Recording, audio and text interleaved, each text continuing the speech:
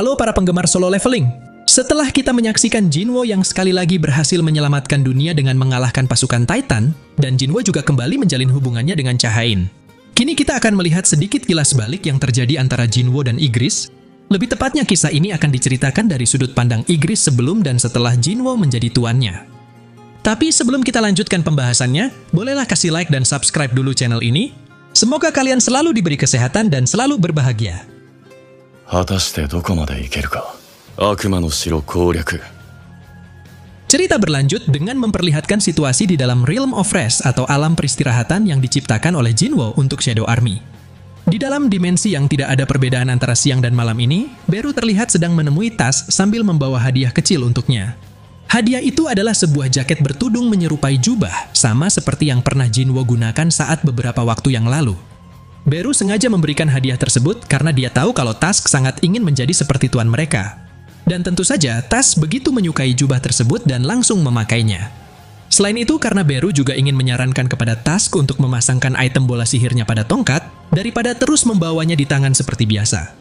Tusk yang merasa bahwa itu adalah ide yang bagus, lantas ia pun langsung memerintahkan seorang prajurit dwarf yang ahli dalam hal tersebut untuk membuatkannya tongkat sihir.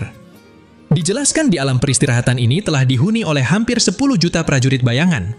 Alam ini sangatlah luas hingga hampir tidak memiliki batas, dan para prajurit bayangan juga saling membantu dalam latihan bertempur. Semua prajurit bayangan terhubung dengan jiwa Jinwo. Jadi semakin kuat dia, maka semakin kuat pula shadow miliknya. Dengan kata lain, prajurit yang awalnya hanya menginginkan kehancuran, kini secara bertahap juga mulai mempelajari sifat manusia. Mereka belajar memahami berbagai emosi manusia, dan mengisi pikiran mereka dengan pengetahuan baru merupakan pembelajaran yang menyegarkan untuk mereka. Ini adalah momen di mana Shadow juga bisa tertidur saat sedang belajar, Shadow yang sedang berlatih, Shadow yang berteriak dan saling berselisih hingga meninggikan suara mereka. Semua prajurit bayangan tidak ada yang dilahirkan, namun mereka hidup dengan caranya masing-masing di dalam alam ini. Tak lama kemudian, ketika prajurit dwarf telah menyelesaikan tongkat sihir untuk Tusk, beberapa prajurit kolosal juga berkumpul di sini atas perintah Belion. Begitupun dengan Igris yang langsung menjelaskan kepada Tusk bahwa semua prajurit umum atau lebih elit yang setia kepada Jinwo seharusnya ikut merayakan momen kebahagiaan tuan mereka yang kini telah bertemu kembali dengan Cha-Hain pujaan hatinya. Igris yang menyaksikan kejadian itu, kemudian ia mulai mengenang momen pertemuan pertamanya dengan Jinwo saat berada di ruang ideal yang diciptakan oleh kekuatan masternya, yaitu Ashborn sang Shadow Monarch pertama. Misi yang diperintahkan oleh Ashborn kepada Igris saat itu adalah untuk menguji Jinwo, apakah dia adalah manusia yang layak untuk dijadikan wadah Shadow Monarch. Igris tahu, perintah tersebut adalah perintah terakhir dari Ashborn kepadanya, dan ia menebak bahwa itu adalah perpisahannya dengan Ashborn. Melihat masternya yang memutuskan untuk memaafkan para monark dan tidak ingin berperang, Igris yakin masternya pasti memiliki alasan kuat kenapa dia menunjukkan minatnya kepada manusia yang tidak begitu penting. Bagi Igris, perintah masternya itu benar-benar mutlak, yang membuatnya tidak punya pilihan selain menjalankan perintahnya tanpa mempertanyakan niat ataupun membujuk masternya. Lagi pula hanya itu yang bisa Igris lakukan. Dengan cara tersebut, Igris kemudian menyegel sebagian besar kekuatan aslinya, lalu ia berdiri di dalam ruangan itu untuk menguji kekuatan Jinwo. Seperti yang kita tahu, ini adalah wujud Igris sebelum ia bertemu dengan Jinwo yang menjadi tuannya sekarang. Saat itu Igris berpikir, tidak peduli seberapa besar kekuatan tak terbatas yang dimiliki Realm of Rest, ia masih ingat bahwa dunia tersebut telah dibangun sama seperti sekarang. Igris merasa kagum dengan sang perancang sistem yang berhasil membuat panggung serumit ini menggunakan kekuatan tuannya, termasuk ketelitiannya dalam menciptakan tubuh manusia yang semakin mampu menerima kekuatan Shadow Monarch. Begitu Igris bisa merasakan kehadiran Jinwo di balik pintu ruangan itu, awalnya Igris telah menunggu kemunculan Jinwo dengan penuh kesombongan. Namun berhubung manusia yang akan dia uji memiliki kesadaran masternya, akhirnya Igris memilih untuk bersembunyi karena ia segera sadar jika dirinya duduk di singgasana di hadapan calon tuan barunya tentu akan terlihat tidak sopan. Sebelum Igris menampakkan dirinya di hadapan Jinwo, Igris sempat berpikir apakah takdirnya telah ditulis oleh dewa. Bahkan jika ini bukanlah misi terakhir yang dipercayakan kepadanya, Igris sama sekali tidak berniat untuk mengabaikan pertarungan ini. Dan jika Jinwo tidak layak menurutnya, maka ia akan membunuh Jinwo dengan tangannya sendiri. Saat pertarungan dimulai, pada awalnya Igris telah menaruh harapan besar kepada Jinwo, tapi hasilnya malah agak mengecewakan. Menurut penilaian Igris, Jinwo tidak memiliki bakat atau kemampuan untuk mengalahkan kekuatannya, dan Jinwo juga terburu-buru untuk menghindari tiap ayunan pedangnya. Tapi begitu Igris melihat Jinwo yang memutuskan untuk melawannya dengan tangan kosong, Untuk sesaat Ygritte sempat kagum dengan keberanian Jinwo sebagai manusia, dan sesungguhnya ia memang menyukai sosok dengan tekad yang kuat.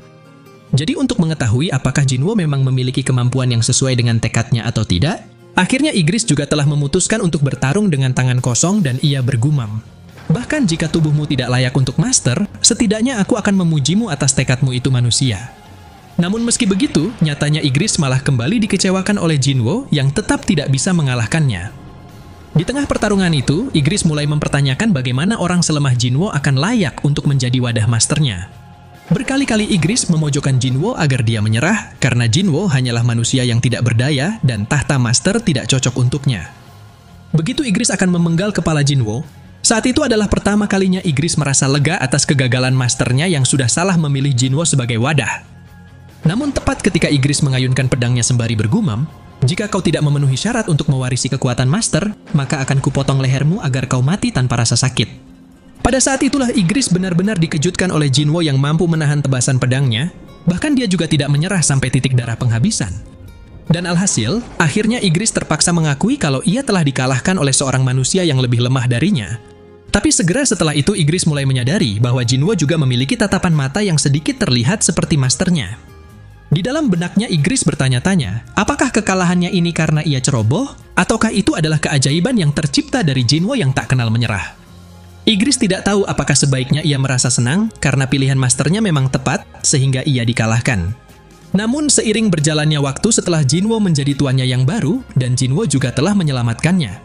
Seringkali Ygritte merasa bersyukur atas niat baik yang ia rasakan dari Jinwo, hingga Ygritte pun mulai menganggap bahwa Jinwo tidak hanya tuan baginya, tapi Jinwo juga merupakan teman dan rekan. Selama Ygritte menghadapi banyak pertarungan bersama Jinwo, tanpa disadari oleh Ygritte, ternyata kesetiaannya pada Jinwo menjadi semakin dalam. Bahkan hal itu juga telah membuat kerinduannya terhadap Asbjorn sang master pertamanya perlahan memudar. Beberapa saat kemudian, kekuatan Jinwo menjadi semakin kuat setelah ia mendapatkan pasukan asli Shadow Army yang menunggu panggilannya dari dalam celah dimensi. Tentunya Ygritte merasa senang karena bisa kembali bergabung dengan Ballion yang merupakan rekan lamanya. Terlebih lagi saat Ballion mengalahkan Beru, itu adalah pemandangan yang menyegarkan baginya. Tapi kesenangan itu sayangnya segera memudar saat Ballion mulai terpengaruh sikap Beru, yang membuat Ballion sampai berpikir untuk mengibarkan bendera di istana Shadow Monarch. Singkat cerita, ketika Shadow Army juga ingin digunakan oleh Jinwo dalam peperangan melawan para Monarch. Ygritte menyadari bahwa Jinwo perlahan jadi lihai dalam peperangan, hingga membuat Shadow Army menjadi semakin kuat. Saat itu pertarungan tetap berlanjut bahkan setelah waktu kembali diulang. Yang mana sekitar 30 tahun ketika semua musuh telah mereka kalahkan, dan hanya menyisakan Army of Destruction yang dipimpin oleh Antares.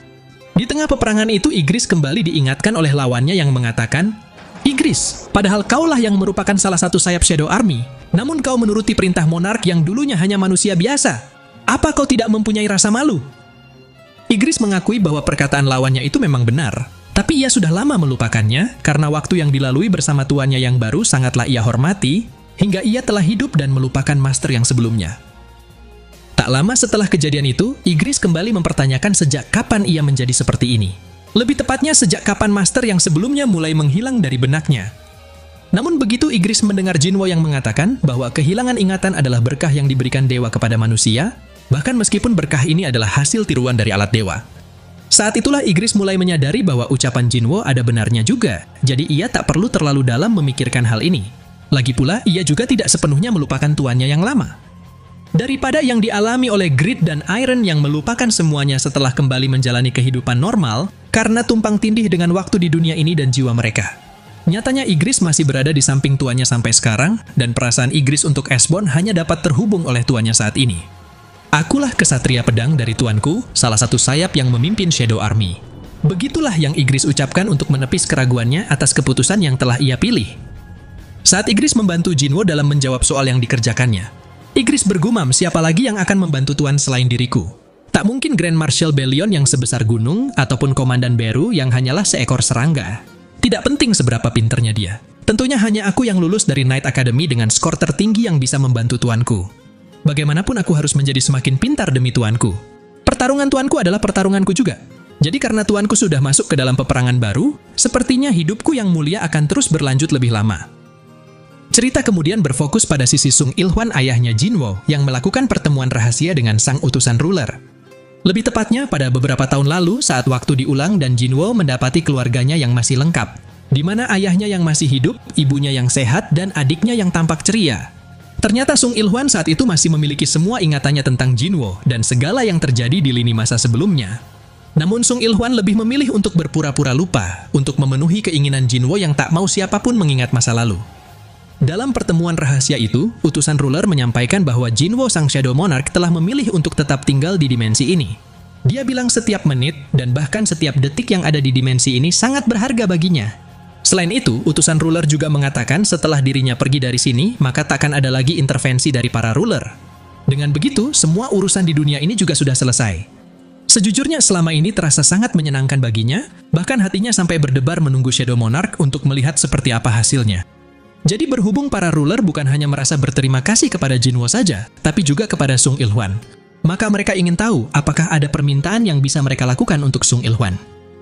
Saat mendengar Sung Il-hwan yang mengungkapkan permintaannya bahwa ia ingin ingatan masa lalunya dihapus, utusan ruler itu tentunya jadi penasaran kenapa Sung Il-hwan ingin melakukannya. Hingga setelah Sung Il-hwan menjelaskan bahwa dirinya merasa kesulitan untuk terus berpura-pura bodoh dan tidak tahu, lagi pula ia hanya ingin menjadi sosok ayah biasa yang mengkhawatirkan anaknya. Alhasil utusan ruler itu mengerti dan mulai menggunakan kemampuannya untuk mengabulkan keinginan Sung Il-hwan sembari berkata, "Saat kau meninggalkan tempat ini, semua ingatan tentang garis waktu dan dimensi yang dihapus juga akan hilang dari ingatanmu. Meski kau mungkin tak akan mengingat hal ini, aku doakan kau bisa memiliki masa depan yang tenang." Shin kemudian berpindah ke sisi Yu Jinho yang sedang merasa gugup saat mengikuti acara penyambutan anak baru untuk pertama kalinya.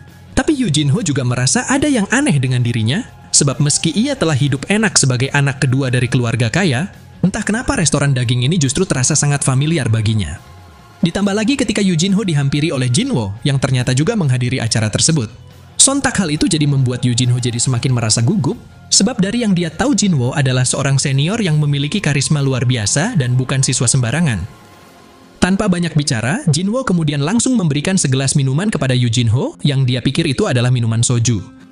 Namun begitu Yu Jinho terpaksa meminumnya karena ia takut Jinwo akan marah. Seketika Yu Jinho baru menyadari, ternyata minuman itu bukanlah soju, melainkan hanya minuman soda. Jinwo mengatakan, "Kau bahkan tidak bisa meminum bir dan kau berharap aku memberimu alkohol.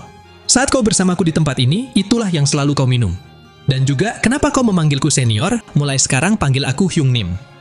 Yu Jinho yang mendengarnya tentu jadi dibuat kebingungan bagaimana pria yang baru pertama kali ia temui seolah sudah mengenalnya sejak lama. Tapi meski tanpa penjelasan lebih jauh, akhirnya mereka langsung bisa akrab begitu saja, tidak peduli meski Yu Jinho masih belum bisa mengingat siapa Jinwo sebenarnya. Beberapa hari kemudian, Jinwo berencana pergi ke rumah sakit untuk menemui seseorang yang sangat berjasa baginya di masa lalu. Orang itu adalah Go Gun-hee yang sedang menderita sakit yang membuatnya tidak punya banyak waktu lagi untuk hidup. Namun begitu dokter masuk ke ruangan itu untuk memeriksa kondisi Go Gun-hee, tiba-tiba Jinwo sudah menghilang setelah ia meninggalkan sebotol ramuan penyembuh. Go Gun-hee yang ditanyai oleh si dokter, benda apa yang ada di mejanya itu? Lantas Go Gun-hee pun menjawab, barusan ada seorang pria muda yang berkunjung dan memberikan itu padaku. Rasanya aneh sekali, padahal penjaga di pintu luar tidak pernah lengah sedikit pun, tapi dia bisa masuk ke sini tanpa disadari oleh siapapun. Ditambah lagi, pria itu juga mengatakan sesuatu yang sulit dipercaya. Dia bilang di garis waktu berbeda yang kini telah hilang, aku telah bertarung melawan monster-monster kuat bersamanya. Jadi tujuannya datang adalah untuk memberikan hadiah itu sebagai tanda terima kasih atas jasaku di masa lalu. Setelah mengatakan itu, dia menghilang begitu saja seperti cahaya, seolah-olah dia tidak benar-benar berada di sini sebelumnya. Pria muda itu mengatakan, kalau aku meminum cairan yang ada di botol ini, maka semua penyakitku akan sembuh dengan seketika.